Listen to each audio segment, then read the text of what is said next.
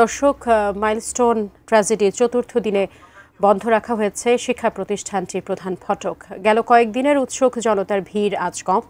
সবশেষ পরিস্থিতি জানতে ঘটনাস্থল থেকে সরাসরি যুক্ত হচ্ছেন আমাদের সহকর্মী সম্রাট আনোয়ার। সম্রাট আনোয়ার, আপনি তো আছেন মাইলস্টোন স্কুলের সামনে, সেখানে কি অবস্থা আজ বিরাজ করছে আপনি আমাদেরকে বিস্তারিত জানাবেন সেখান থেকে।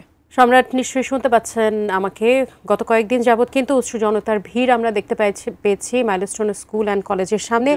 আজকে কিন্তু আমরা যতটুকু জানতে পেরেছি ভিড় কিছুটা কম হয়েছে। তার চতুর্থতম দিন আজকে, এবং আমার পেছনে দেখতে পাচ্ছেন মূল যে গেটটি, সেই গেটে একটি শোক বার্তা এখান থেকে দেয়া হয়েছে, যে টাঙিয়ে রাখা হয়েছে। কিন্তু স্বাভাবিকভাবেই গতকালকের মতো আজকেও আমরা দেখছি যে মূল গেটটি বন্ধ করে রাখা হয়েছে। অর্থাৎ এই যে গেল 3 দিনে কিন্তু আমরা দেখেছি বিপুল সংখ্যক মানুষ এখানে উপস্থিত হয়েছেন। শুধু যে ঢাকা থেকেই এবং আশপাশের জায়গা থেকে যে মানুষজন এসেছেন তেমনটি নয়, ঢাকার বাইরে থেকে অনেক জেলা শহর থেকে মানুষ এই 3 দিন এসেছেন, এবং তাদের কারণে এখানে জটলারও তৈরি হয়েছে, যে কারণে স্কুল কর্তৃপক্ষ স্বাভাবিকভাবেই এখানে প্রধান যে গেটটি সেটি গতকাল বন্ধ করে দিয়েছে।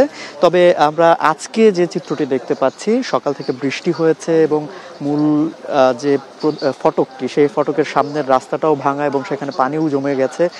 কিন্তু আজকে তুলনামূলকভাবে মানুষজনের উপস্থিতি খুব একটা নেই। তবে আইন শৃঙ্খলা রক্ষাকারী বাহিনীর যারা সদস্যরা, তারা মোতায়েন রয়েছে এবং পরিস্থিতি তাদের পর্যবেক্ষণে রেখেছেন।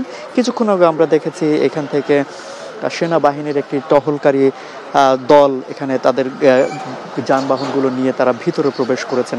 অর্থাৎ বলা যায় যে ভেতরের যে পরিস্থিতি গত কয়েকদিন ছিল, সেই তুলনায় বলা যায় যে ভিতরে কাউকেই সেভাবে প্রবেশ করতে দিচ্ছেন না। আমাদের গণমাধ্যম কর্মীদেরকেও বাইরে রাখা হয়েছে, এবং আমরা যেটি দেখেছি যে মানুষজনের উপস্থিতি এই 3 দিন যেভাবে ছিল, আজকে তুলনামূলক কিছুটা একেবারে বলতে বলে একদমই এখন পর্যন্ত আমরা যেটা দেখছি সেভাবে একদম কম, বলতে গেলে সেভাবে নেই। কিন্তু ভেতরের যে পরিস্থিতি, আইনশৃঙ্খলা রক্ষাকারী বাহিনী সেখানে মোতায়েন রয়েছে এবং তারা তাদের মতো করে সেখানে কাজ করছেন।